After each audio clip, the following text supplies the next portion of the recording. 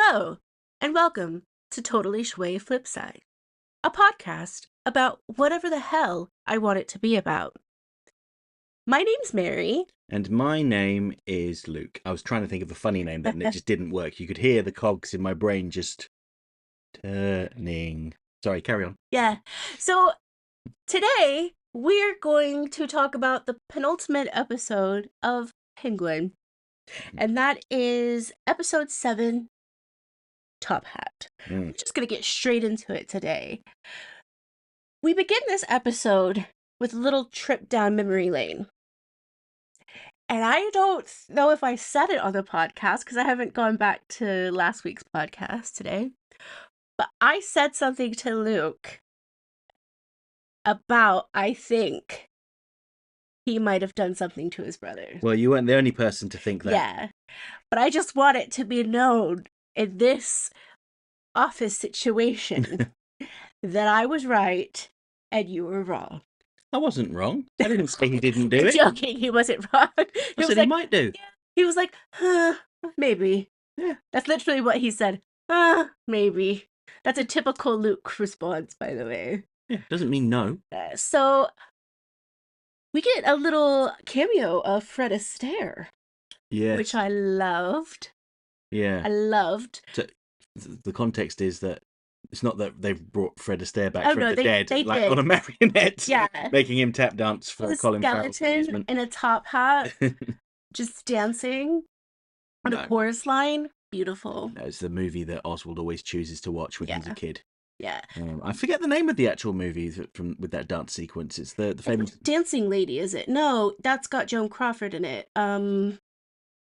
Of course, I would totally forget, even though that's like my realm of movie. Yeah, I'm drawing a blank on it at the moment. But anyway, the important point is he likes classic movies. Yeah, I can relate to that. Mm-hmm. I mean, I'm not gonna do some of the things that he does, but hey, Mm-hmm. we're gonna like classic movies. So we find out at the beginning of this episode that Oz basically killed his brothers. Yes, they embarrassed him. They're playing their little game of hide and seek in the what was it, the trolley tunnels? Yeah. And they go into an area that he can't get to very easily because of his bum leg. And he gets really embarrassed and he shouts at them, he gets upset, and then slams the door on them and leaves them trapped in there during a heavy storm. Can we just call it his injured leg? Yeah. Cool. Yeah, they shouldn't have embarrassed them, but I don't think they deserve to die. Oh, no, of course not. But he just left them there. I don't think he thought that they would die. I think it was more just a case of like slamming the door, storming off. He wanted some alone time with his ma as well. Well, yes, that was the thing as well, wasn't it? One of his brothers, I think it was Benny, the younger one, obscured his view of his mother and he shoved him out and get out of the way. And, you know, he's very much a mama's boy. And his mother puts a lot of pressure on him. Like at the end of the episode when they go out dancing. This is the story that Penguin told Sofia during Alberto's funeral. She puts on her best dress and says, right, we're going out dancing. Yeah. And she did.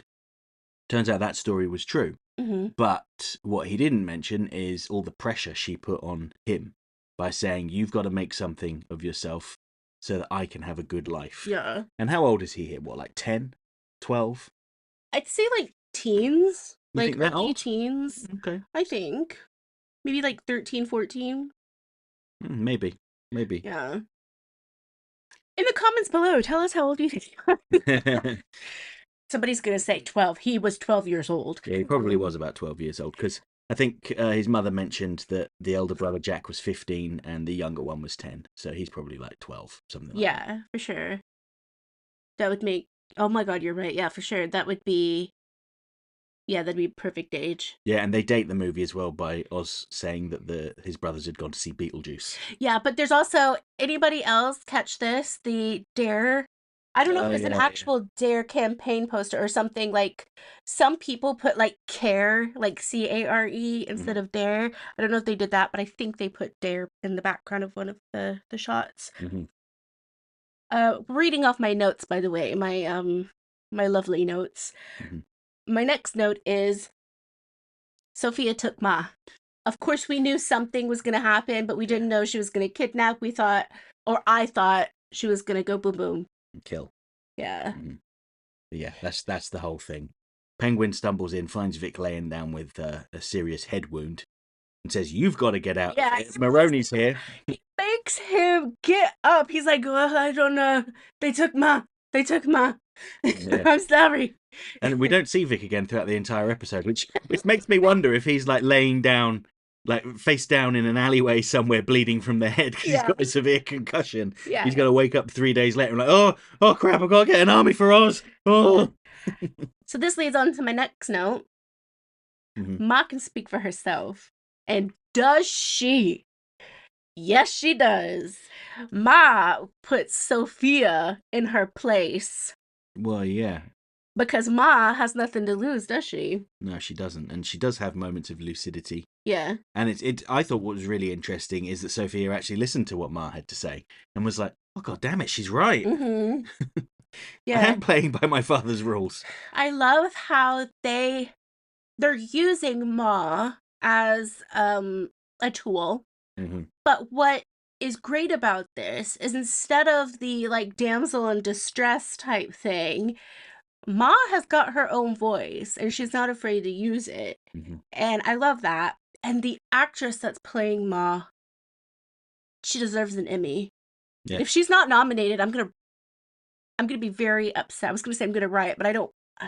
That would take effort and time to actually go over there and riot. And if I'm gonna be working for Warner Brothers one day, I want to say JK, but I don't want a JK on the WB. I mean, I don't think there's a bad performance in this entire series. Even the kid actors they got for this episode, they were all pretty good. We're not going to talk about the hairstyles, though. Well, it was the 80s, wasn't it? Yeah. Well, I mean, in the present day. Yeah, we're not going to talk about that. I can't think of anyone that's got a bad hairstyle. I think Vic has like the best hair out of all of them. Maybe. Sophia's hair is very blondie meets the person that hurt herself and then hurt Sophia in Arkham. Mm-hmm. It's kind of a mixture of those. Well, I liked what Ma said. Oh, me too. What are you going to do next? Dye your hair pink and get a tattoo on your ass? Yeah, that'll really teach Daddy a lesson. Come on, we all know somebody like that. We all know somebody like that. Sophia. Yeah. Like, you're trying to be a rebel, but you don't know how to be a rebel, so you've just cut your hair. Mm-hmm. So, yeah. Next one, Gia. Oh, yes, little Gia. The innocent of the innocent of all of the show is Gia. What I found really interesting is, so Gia is the daughter of Sophia's cousin, whose name escapes me at the moment. Luca? No, that was her uncle. Uncle. It was her cousin, the female cousin. The lady cousin, yeah. Yeah. And she's the only one that Sophia spared deliberately, but then handed her over to an orphanage, basically. An institution, yeah. Yeah, I mean, it's basically an orphanage. Yeah. And she is in her room. It's very much like Sophia's situation in Arkham. And Sophia makes that connection almost immediately, which is why she becomes very anxious and upset. And Gia says that she saw something suspicious gas mask to the police. Yes. Yeah, she saw the gas mask in Sophia's bag. So Sophia goes to talk to her to explain that no, she didn't see what she thought she saw. But then after seeing that Gia has been self-harming, she drops the facade entirely and said, "Listen, this is a gift. These people deserve that. Yes, your family were bad. Bad people. They deserved it. You are so fortunate to get out of this. You are going to be adopted and you are going to have a better life. Whoever you become, regardless of whoever you become, you're going to have a better life." And that is how we know Gia to become Supergirl. Or Batgirl or Wonder Woman. That is her origin story. Oh, dear. The storylines aren't adding up there, but you know what I mean. Yeah, I don't know. I'm waiting for some article to pop up going, Gia is actually the condiment king. Oh, here's another one of my things that I'm going to say. Okay. Predictions. Gia is going to escape that place, kill Sofia. You think? And then she's just going to get off and live a happy, dappy life. Is that a serious prediction? Kind of. Because I don't think that's likely. No, I don't think it's gonna I happen. don't think we're going to see her again. There's only one more episode left, so Yeah, I honestly hope that they eventually do a second series, but if they don't, they better end it well. mm. And I better see at least one batarang in this. Batarang or bat grapple. What is it called? Bat grapple. Yeah. Or we just let us see the Batmobile. I think the reason why we haven't seen Batman in it is because technically Disney owns the rights to Batman TV shows because of the Adam West TV show, which they bought when they bought Fox. Yeah, for real. So that's kind of stupid. It's kind of why Batman wasn't in Gotham apart from that final shot at the end, and I gather they had to negotiate to have that happen. Disney, can we talk for a minute? Let me get on my little box here. Just give it up. I love you. I do. Can we just play? Can we play along and let me have my dreams? I've already had some of my dreams broken this year by things outside of Fantasyland. In the real world, can we just please let me have one RPAT scene? Or just Jeremy Irons. I think you mean Andy Serkis. Jeremy just want Jeremy Irons. I said what I said. I'll take Andy Serkis as well, because I love Andy Serkis. But I want Jeremy Irons, because I feel that he was done wrong. But yeah, I'm off my little box now. My next thing is I am such a bad person for laughing at this. Yeah. But Oz and Sal fight. Yeah, so that was pathetic. It was kind of anticlimactic, wasn't it? Yeah. Because it looked like Sal had a stroke or a heart attack or something. And Penguin can't believe it. He's just like, what the F? Yeah. That was it? I beat you. I love how Colin Farrell said that. Because you know for a fact that was a Colin Farrell thing. He probably did a few takes of that, but Colin Farrell put a little bit of his spice in there and was like, what the F? Yeah. Literally with that little thing at the end where they're like, but that was really good. And of course, what does he do? He takes credit for it. Well, yes. A few times and takes credit for even though he's practically dead already. Yeah. And he takes the ring and wears it, the symbolic act of taking over a gang. So there is a fitting quote that I wrote down for my next note. There's a storm coming. Yes. And, it's I love how the beginning of this episode started with kind of a rainstorm, and it kind of ends with a different type of storm, but ultimately it ends in the same place. Like, he ends up losing something in the same place his brothers lost their lives. Yeah. And one of the things I found really quite noteworthy is the loyalty those people have to the Penguin. Yeah. That was beautiful. Yeah, and like when they saw him being assaulted by Maroni and his men, they actually stood up and were like, no, you can't do that. Yeah. Some of them got beaten up. Some of them got shot. Because he stood up for them at one point in time and was like, this is us. Yeah. And he says, there's this little speech that he does when he pretends that he killed Sal. And he says, they attacked your investment. Yeah. I mean, which is true. They had invested in it. And I do like the fact that Penguin says that, because there is something about the last episode, the Gold Summit, I believe is what it was called, that, yes, Penguin is a big BSer, but when it comes to those people, he's not going to, like, when it comes to their money, he's not gonna, BS around it. But at the very end of this episode, he lets people down again. Yes. So Sofia is supposed to come and drop his mother off in exchange for the business, but obviously she can't trust the Penguin. Rightly so. And instead, they drop off a bomb and they blow up his factory. And Penguin spots the bomb with about, 20 seconds left on the clock and starts hobbling away.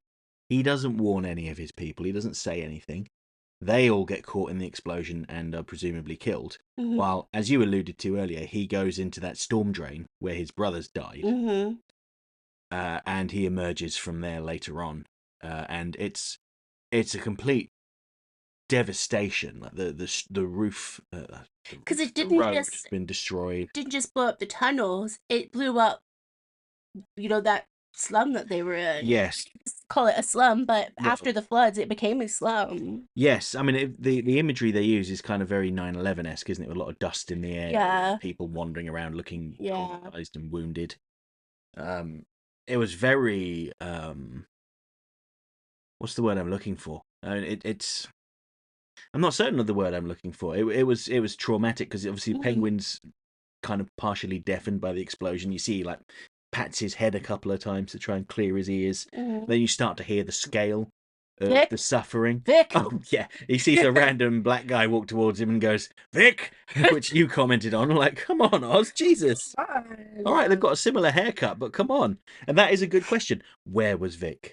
Where was Vic? Passed out Yeah. somewhere on the subway because of his concussion. I've got to go get an army. Yeah. I am going to be so happy when this is over, if I'm going to be honest, because I think if it would have gone on for 10 episodes or something like that, I would have got bored. But this, up until this point, and even to this point, I haven't been bored very much. No. I am kind of bored of the Julian stuff. But I think in the next episode, hopefully, I hope that becomes a little more, because Theo Rossi's wonderful. Yeah, I'm just curious what his light therapy stuff is, because it seems to be inducing, like, hallucinations. That's an actual therapy. Yeah, I know. But, like, what's the purpose behind it? So it's to help Sophia, and then he did it with Ma as well. Yeah, I think from what I have seen of that, there's so many different types of therapies that are available, including light therapy. There's a specific name for it, but forgive me, I'm not a therapist. But what I've seen is it helps trigger memories. And that might be what he's trying to do. Obviously it's used for trauma and stuff like that, and so many other things. The possibilities of that type of therapy are endless. But I think that's what they're trying to do, because they didn't know where he was at the time. No, but he was just asking her about her life experience. He was treating it like like an actual session. I don't think he was manipulating her or anything like that. No, but I think Julian's gonna have his own agenda. Yeah. Maybe he is the calendar man. No, of course he's not. Just like Roxy Rocket has already been in this show. Yeah, and Victor is Mr. Freeze, right? Obviously. Sorry, he's Mr. Zaz. Oh my god, could you imagine if he gets another girlfriend at the end of this next episode and Nora? Oh. Make people destroyed in the head. My head would literally explode. Literally. And it would be all Matt Reeves' fault. I think they troll a little bit, which I like, because it's so, for such a serious show, the humor in this and the minor trolling that they do with some of the names, it gives me life. Yeah, I mean, we mention this almost every episode, but I do love the physical and the delivery of Colin Farrell's performance as Penguin. Like when Salvatore Maroni has his stroke or whatever and falls over, and he's like, "What the fuck? That's it? What? Huh? You were supposed to show me how much of a big man you were." Yeah. I am terrible at accents. I'm just kidding, Warner Brothers. I am great at accents, especially the Southern accent. I thought that little kid that played Oswald was quite good as well. He managed to replicate the Colin Farrell's performance fairly well. Yeah. You could believe it was the same person. Yeah. Hopefully they didn't let him watch this show, because that would have been, I don't know, my mom would have let me watch it. Yeah, me too. But yes, your mother would have let me watch it too. Well, I mean, probably. Yeah, so that was the episode. We basically just summarized it for you. Yeah. What are your thoughts? What feelings did you get from this episode? To be honest, I'm kind of surprised that they are dragging out his mother's demise so much. I thought that they would have killed her quite quickly. I'm not saying that's a bad thing, mind you. I think there are some interesting storytelling possibilities there, because it's weird how Sofia is just. I mean, she's hostile towards Frances Cobb, but at the same time, she kind of respects her and likes her. Mm-hmm. And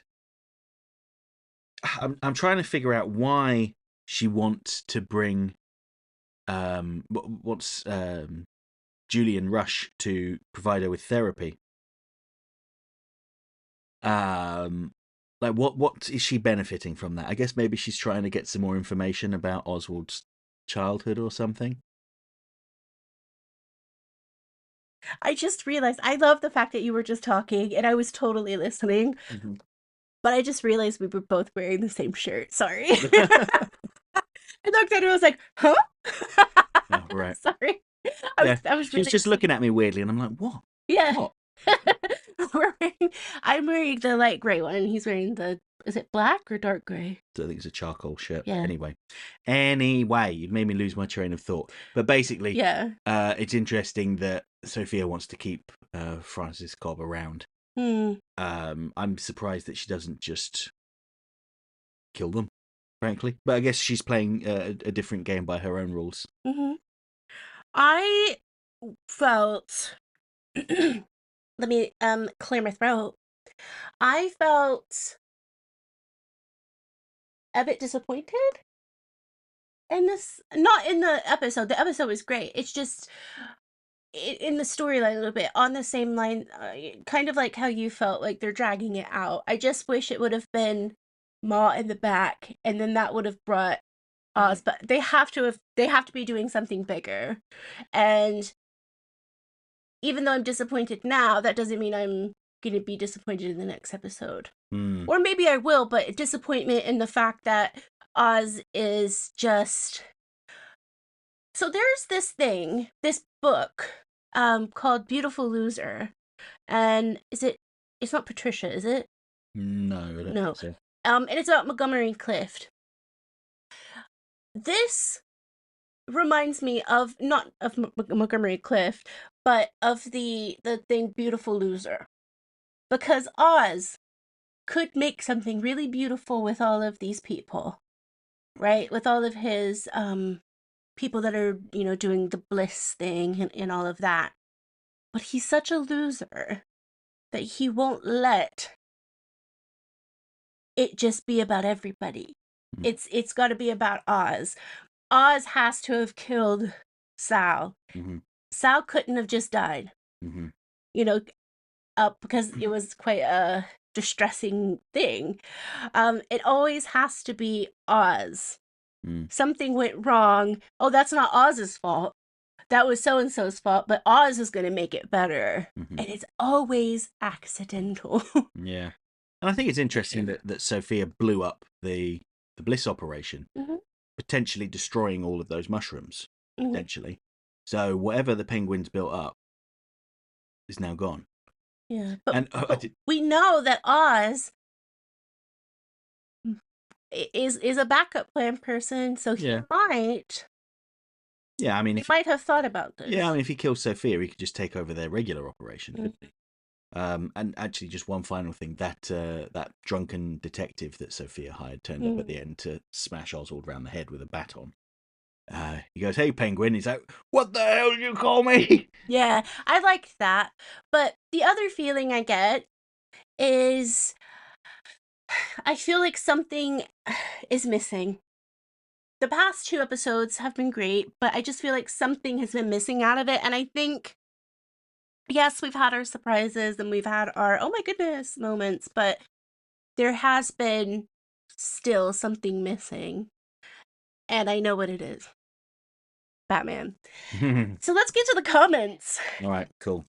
All right, so first comment then is from Frozen Jack, who says, "Lots happened in this episode. I'm certain Penguin will betray them all and take over their gangs." Seems like it. David Carney, who says, hello, David, by the way. He says, "Hi, Mary and Luke. This show works so well as a series. You can take your time to tell this particular story. How would you portray Mr. Freeze in the Batman Elite Crime Saga universe?" Blame Warner Brothers for that title. Have a good week, both of you. Oh, can I do this? Yeah.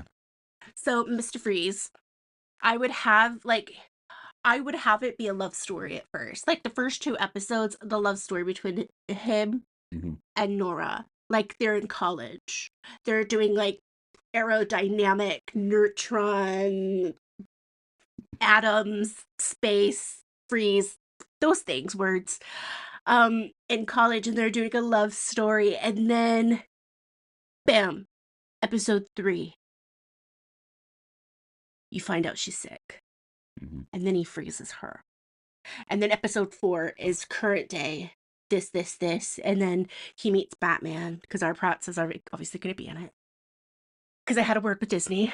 And then you get the traditional way that Mr. Freeze, something tragic happened. A janitor accidentally breaks something in the thing, and then there's a big fight between him and Batman, and then Batman accidentally breaks the thing, and then Mr. Freeze exists. Okay. Have I thought about this before? Yeah. I mean, it does sound kind of similar to what was already done. I know, that's why I have thought about this before. I just added our Pat, and you know who's gonna play Mr. Freeze? No. Me neither. Okay. I'm not sure how I would do Mr. Freeze, because it's very tempting to just, as Mary suggested, do what came before. Keep him as a sad, tragic It's not villain. broken. Well, if it's been done at least 3 times before, maybe try something else. But then again, when they did try something else, like the Batman's Mr. Freeze, where he was just a cold-themed supervillain, kind of sucked. Are we talking about Forever? No. Or BTAS? Oh, the Batman. Yeah, the Batman from 2004. Yeah. We don't talk about that. Because the 3 times where they've done that sympathetic version of Mr. Freeze is BTAS, Batman and Robin, and Gotham. Mm-hmm. I guess the 4th time would be in the comics, because they adopted that story as well. But anyway. Oh, no. But in the end, to make it a little bit different, I want him to become a complete and utter psychopath. It's not that different. I want him to have those polar bears in this show, because we're gonna put money into it, and we're gonna get polar bears. And this is why we don't know who the actor is, because sadly, we don't know what the budget is. I've spent it all on polar bears. Sadly, we don't have any money left. Yeah. It's going to be Keith from the local community theatre. Think of it, Batman. Watch him win like Emmys and then become an EGOT after. Yeah. Think of it, Batman, to never have someone's warm hand in your own on a warm summer's day. Yeah. That would be perfect. Yeah. Well done, Keith. Nice one. Thanks, Keith. All right, next. We spent way too long talking about that. Let's go to Lowell Lucas Jr. next. Yeah. It says, make way, it's totally Schway, Penguin's on board, so make my Tuesday. Yeah. Very good, very good. Thanks for the continued coverage of Old Aussie. I'll definitely marathon it once I get my HBO Max up, so keep up the great coverage, i.e. curse you, David Dadslove. Oh, I forgot about David Dadslove. That's such a wonderful autocorrect thing. It's wonderful. David Dadslove. Oh, I remember now. Yeah, it's great. David Dadslove. Yeah. On another note, I have to say thanks to the Penguin series, the Long Halloween issue 6, featuring the first appearance of Sofia Falcone, has shot to over $55 to $100. I just wanted the issue for the beautiful Poison Ivy cover. It's not fair, I tell you. Well, not everyone had the good fortune of buying it when it first came out for diddly squat like me. But you bought it? Yeah, I've had it since it first came out, like 25 years ago, or whenever it was. Not that I'd ever sell it, but anyway. By the way, what Halloween specials do you both enjoy during this spooky season? Me, it's anything Elvira, Disney Sleepy Hollow, and of course any real Ghostbusters specials. The news. No, I enjoy Beetlejuice, obviously. I'm not a Hocus Pocus person. No. Or anything like that. I do like Chucky, like Child's Play. Mm-hmm. And I really love old horror movies. A lot of them you can find on YouTube at the moment. Yeah. Now that somebody's mentioned it, they'll probably take it down. No, they're out of copyright, so yeah. Yeah. Because like the silent horror movies are some of my favorites, because it's just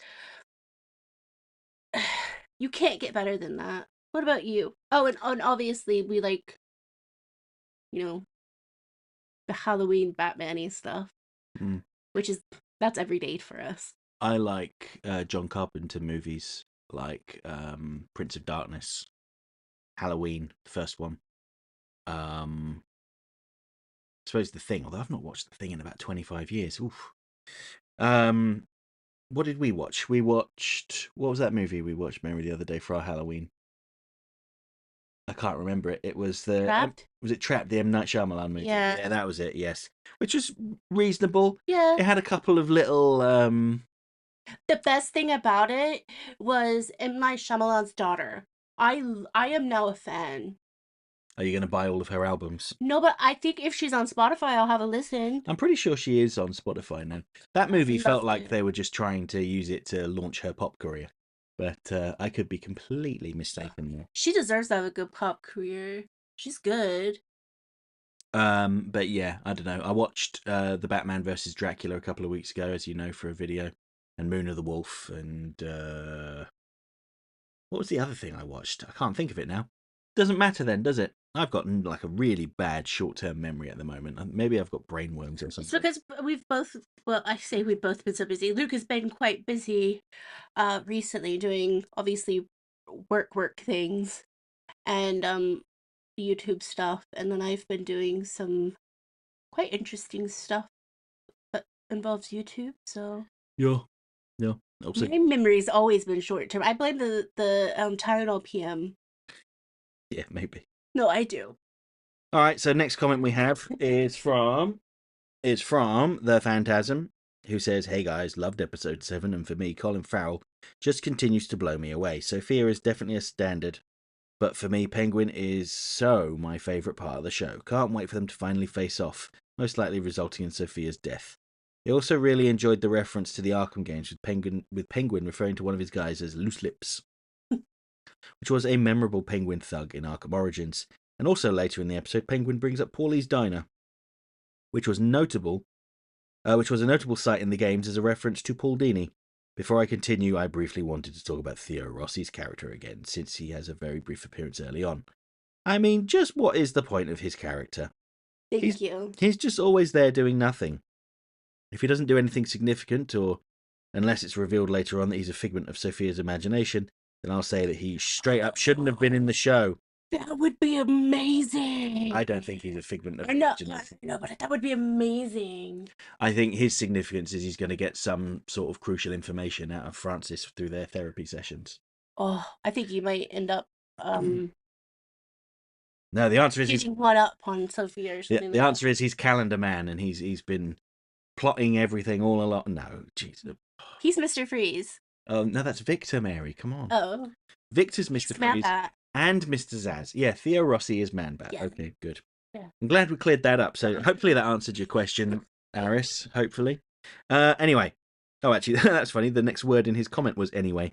Anyway, love this episode, and particularly one thing they keep showcasing about Oswald. He's not necessarily the world's greatest planner, but he may be the world's greatest improviser. Mm-hmm. His ability to come up with something to do on a dime when his back is cornered is really fun to watch. Oh, then there's poor Victor. I guess the Jason Todd inspirations didn't stop at him stealing tyres.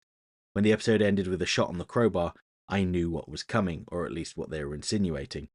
Now the question is if Victor or Oswald's mother dies first, or maybe both. Either way, I think Penguin will kill Sophia in the end.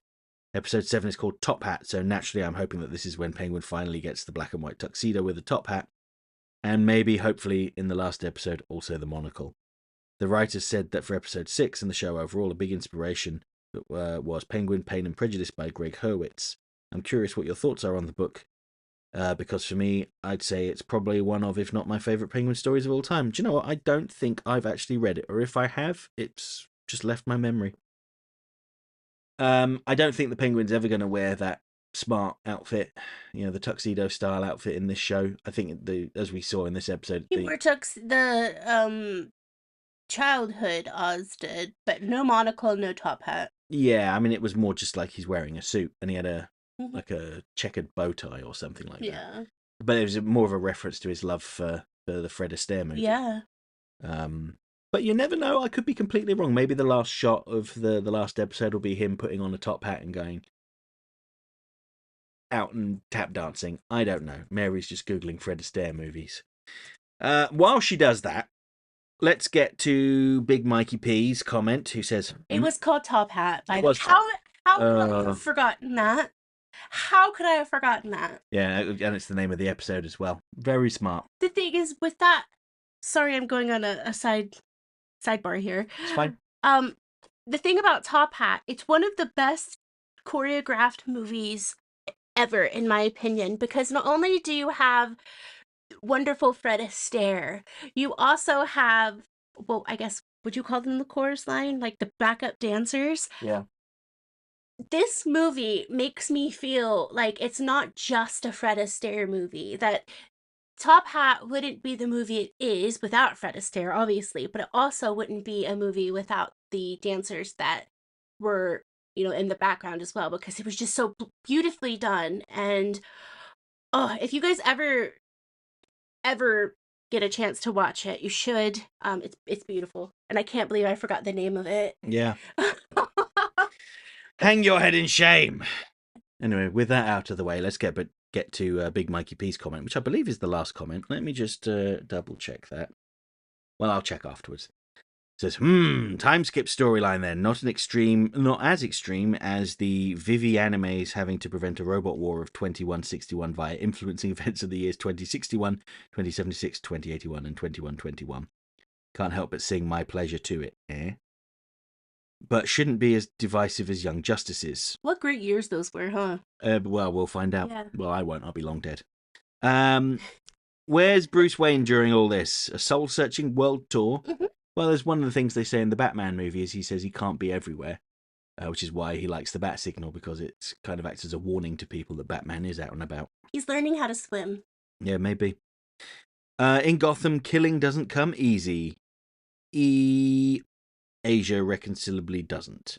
Mr. Freeze would feel out of place here, like having Batmite in the Batman 2004. 1916, such as it is, internet selves and personas count. Pen paling too. So, guys, what do you think of Alan Moore's latest tirade on fandoms? I don't think he's wrong. Fandom is important, but toxic fandom is not good. And I think too many people kind of forget why they like the things they claim to love, and they just need to, if there's something they don't enjoy, just let it go. It doesn't matter. I feel that sometimes fandom becomes toxic because they think that they own that, and you don't. Like, you are a viewer of that fandom, whether you're a reader, a watcher, whatever. You are not the writers of that, and if the writers choose to do something else, and maybe you won't like it, don't read it or watch it. And there's no need to get upset about it either. Don't cause a stir because it didn't go your way. If you want something to go your way, make something yourself and then have it go your way, and then I'll probably read it. Sorry, crowbars to me are more associated with Half-Life. Someone does not read Batman comics. I know, I don't either. I can say this on voting, regardless of who wins, the racist, misogynistic, ugly hair, red tie traitor will be the definitive wrong side of history. Never again shall we have more Chamberlains and Pathans. 27:55, time-stamping. I'm a PC gamer still, but good to hear about those weird experiences with who will become outside Xbox. I forgot we talked about that. I was so embarrassed the whole week. And Vasilius is like delicious. Did I say it right the first time just then? And Vasilius? I don't know.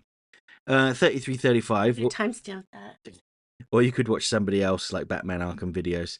Yeah, I don't really go down with watching people do playthroughs of games I haven't played. If there's a game like, say, Bloodborne, that I don't mind watching people play that to see how they handle stuff. But something I've not played, no, I'm not interested. I'd rather play it myself. I like watching videos and just listening to them, and I don't actually watch it. And I'll play the game that they're talking about. Like, people talk about Stardew Valley. I sometimes listen to it while I'm so odd, but I don't care. It's just what I like. To supplement Julia's comment, I'm not hyped on Suicide Squad Isekai. I think I've said that wrong. Suicide Squad. I can't. No, I know how to say Suicide Squad. No, I know, but I was trying to say it too because it's Isekai. Isekai. This is what I get for thinking I know something, but actually I couldn't say it myself. I've already seen enough outlandish and more polished already, including the aforementioned Vivi, which was animated by the same people who did Isekai. And I think the genre peaked with works like the Vision of Escaflowne and El Hazard: The Magnificent World Over series, though newer stuff like the separate yet similarly titled Slime shows might stand the test of time. Firing wayward career people won't work. Pacify them, would you kindly? Yeah, I was thinking about that afterwards, and I was like, you know what? I would feel terrible if I actually fired somebody.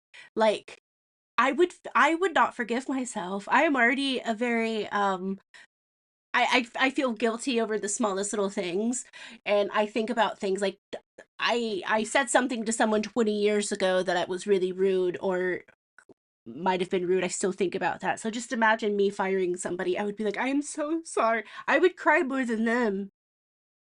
You know I would too. I would be like, what is going on? Ugly cry, yes. That's my pig cry.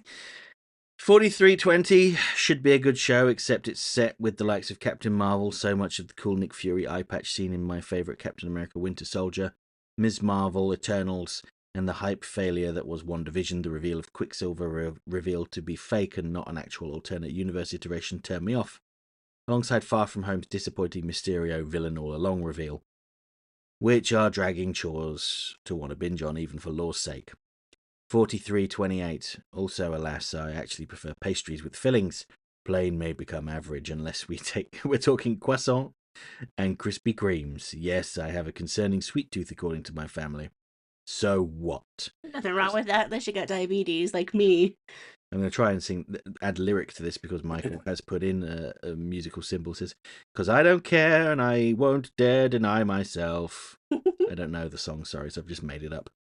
Taken roughly from Amanda Lee's translated take on K-Ons, don't say lazy, by the way. I have no idea what that is. I bet I didn't do it justice, so I apologise. What is your favorite donut? My favourite? Mm-hmm. I don't know. You know what my favorite is. A plain glazed one. Yeah. I'm so boring.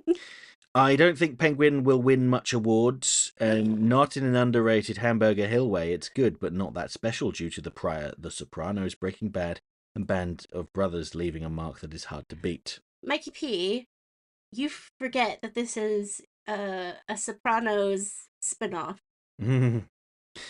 Honestly, I think The Penguin deserves a second season more than those Kenobi and Ashoka miniseries for Disney Star Wars.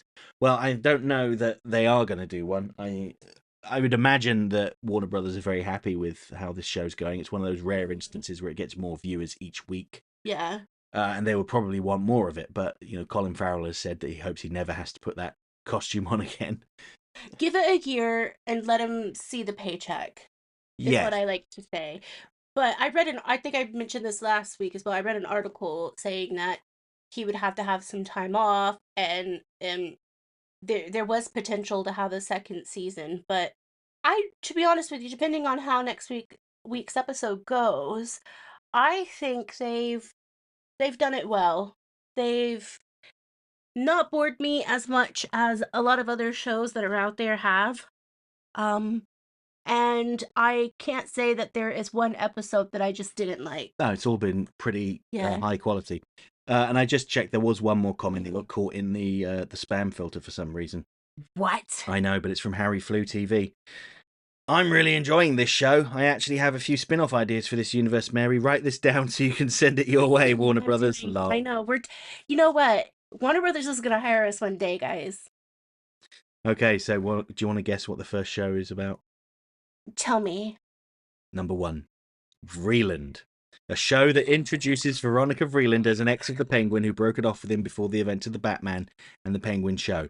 This could be a show where she's introduced to Bruce Wayne and starts off as a lovable jerk in an abusive relationship with Pierce Chapman, but leaves him at the end of the show, which leads her to her role in the Batman 2, where she helps Bruce become less reclusive and actually develops as a character. Yes, as long as she doesn't become a romantic interest to Batman. I think he's suggesting she will. Unless she is it's just like, hey. And then, they're like, yo. And then it's like, hey. Next, we have Gotham PD. Yes, I don't care, yes. A buddy cop show where Renee Montoya and Harvey Bullock investigate more about the Falcones and could introduce District Attorney Harvey Dent's Two-Face setup. Perhaps Renee could be the smart but vulnerable main lead, while Harvey is the dumb, bumbling, lovable oaf. with a grouchy personality but a heart of gold like in BTS. Can we please make this happen? I just want them to do Gotham Central. I don't know why they haven't just made Gotham Central as a TV show. It's so damn easy. This Anyway. needs to happen. The next one is Grayson, a show that sets up Dick Grayson to become Robin in a potential third Batman film, which could introduce Dick's skill as a circus. Oh, yes. At the circus, he grew up with, as well as being his own hero. Perhaps Matt Reeves could do what BTS did with Tim Drake and make Robin a combination of Jason Todd and Dick Grayson here.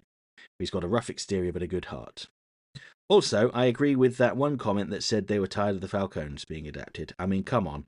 Where's my man Rupert Thorne?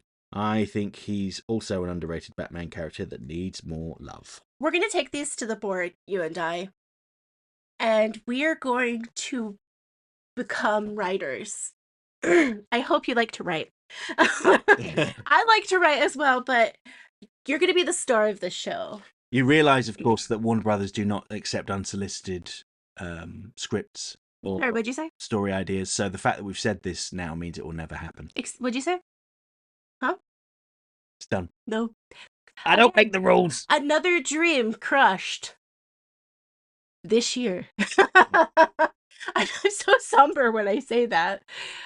So I think that's it, guys. Thank you so much for listening. I always say this, but you guys truly are one of the reasons I continue to do this podcast. It's really, really awesome to see your comments. And it's actually really great to be able to call you my friends. And when I'm talking to my therapist, I'm like, yeah, my friend Big Mikey P.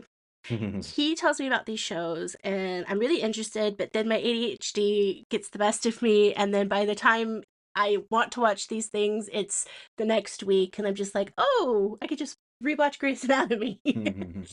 So thank you guys so much from the bottom of my heart. And I hope you guys are going to have a really great week.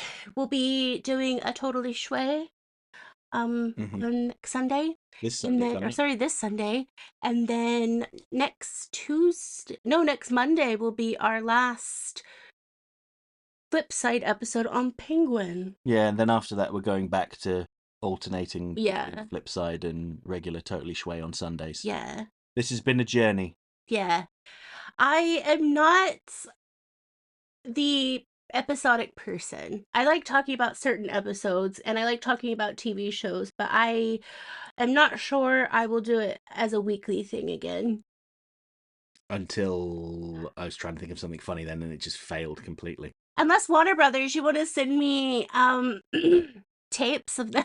Actual VHS tapes. Yeah. We'll fish out the VHS from the storage unit. Yeah. Put it in. I'll have to take it apart to dust it. Yeah. So yeah, that's it for this week, guys. Thank you so much. And oh, I forgot. Where's Doc? I need to reply to that email. Yeah, he hasn't had the chance to comment yet, I suppose, but that's okay. He's a busy guy. Yeah, we'll catch up with him next time, I'm sure. All right, I just want to say I miss you, Doc. Love you guys. Have a great day. And don't forget, my cat is sleeping somewhere right now. Great.